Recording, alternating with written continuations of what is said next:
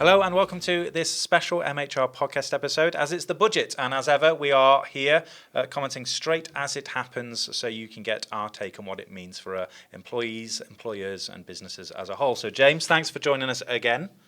This must be the third budget you've done with us now. I think so, yes. So this year, really interesting actually, I found. Firstly, great to have our first budget delivered by a female Chancellor. It was on the theme of restoring stability, trying to rebuild Britain. The tagline, fixing the foundations, was delivered before. But even before that tagline, I think a lot of news was potentially leaked, as these things tend to be in the budget. So my first question to you is, did what was promised in the budget, was that what we expected? Or were there any surprises? Or is it as we kind of thought it would be? It's the latter, really. Yeah. As is typical, a lot of things tend to be publicised directly or leaked ahead of the announcements in the budget speech. This was no exception to that. Really, the broad strokes were quite clear ahead of time, and quite often they'll save up a little secret to announce at the end, but not really anything like that this time. So pretty much as we were expecting. So the key themes were, there's a lot around national insurance, a few things around tax there generally, a few things in terms of investment into key sectors. There's a lot of investment in the budgets about the NHS as well. But could you take us through what you think are the main headlines that are going to affect businesses in regards to this budget? Yeah. So, as you said, there were kind of probably three key themes across the budget, which were largely as we were expecting. The tax increases, which had been kind of the groundwork had been laid for that for quite some time. We've talked about a painful budget, tackling the tax gap through investment in HMRC and investment to boost economic growth. So in terms of what this is likely to mean for businesses, a lot of the tax increases are kind of duties and things like that on alcohol, tobacco, so that's going to kind of depend on particular sectors, whether or not that affects them. Draft beer got a cheer, which wasn't a deliberate rhyme by myself there, but draft beer did get a cheer. Yes, 1.7% reduction on duty on draft beer, which means about a penny off a pint at your local, which got one of the biggest cheers, one of the few things that unite Parliament across the board. Easily please people. I'm going to try and start the hashtag grab them by the Guinness, and I think that's going to go well. And I'll talk to Guinness about that. Okay. We'll have that on all the socials. But not necessarily a direct, obvious business impact unless you're working in that industry. What about national insurance then? There's a few things covered in national insurance, so let's explain the detail. Yeah. So really, the big ticket item for most businesses is it will affect basically every business, unless it's extremely small.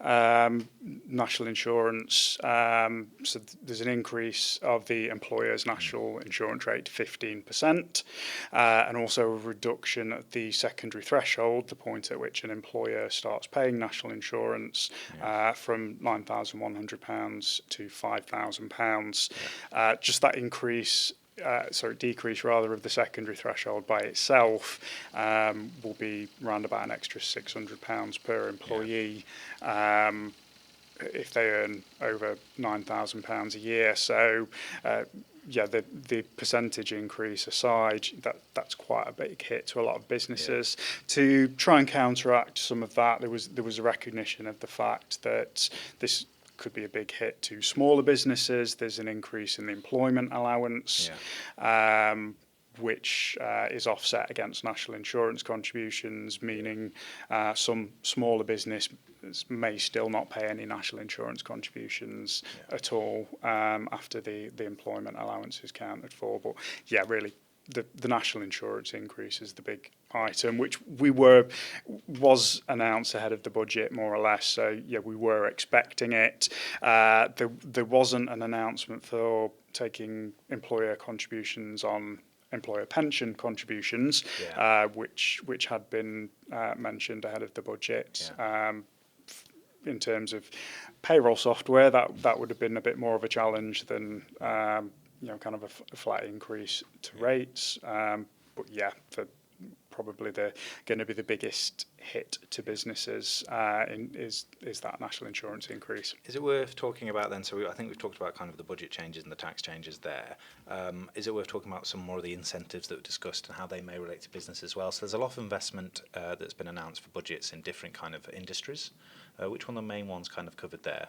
So probably one of the main industries to benefit would be kind of retail, hospitality. So they are going to have lower rates of tax on those businesses, along with relief for business rates. So along with the cut in duty on your draft pints, there is a recognition that those sort of industries are kind of really struggling. Profits tend to be on a bit of a knife edge.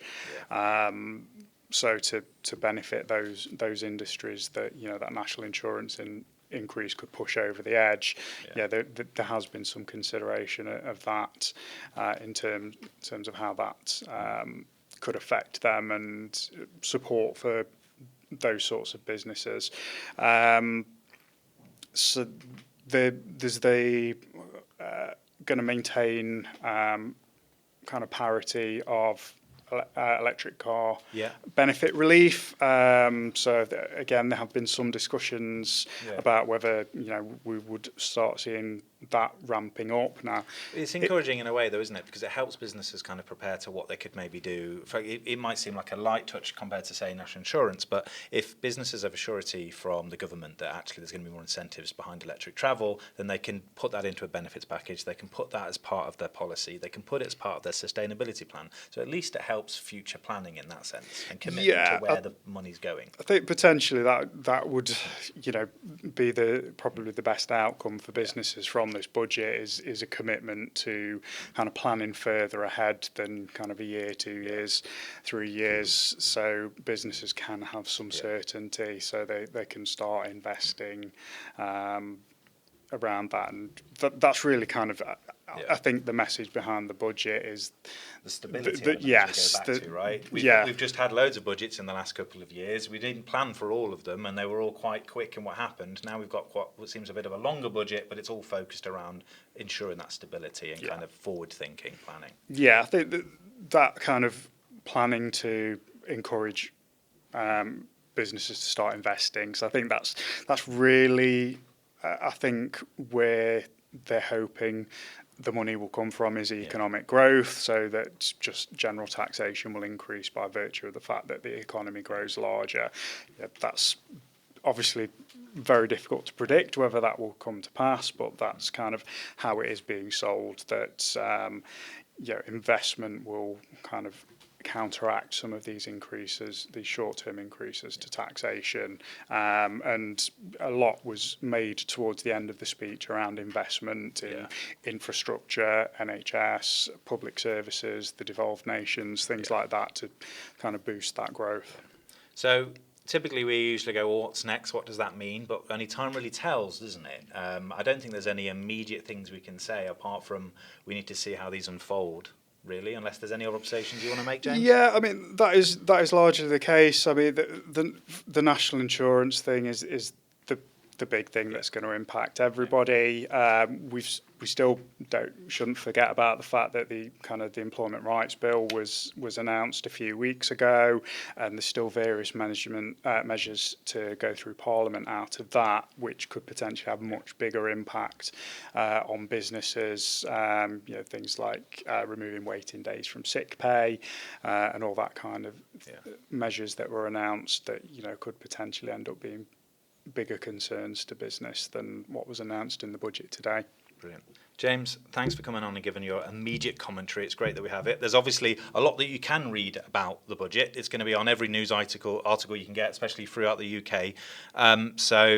If you need any more information, obviously that's what we're here to do, James. I'm sure we're getting a lot more opinion from you in the next coming months on what these changes mean, whether it's just the budget announcements or the bigger picture, such as the flexible working bill as you've discussed. So please stay tuned with MHR. As these updates happen, we'll make sure you're informed of what that means for your business. Until then, I'm Andy. Andy. That's James. Thank you. Cheers.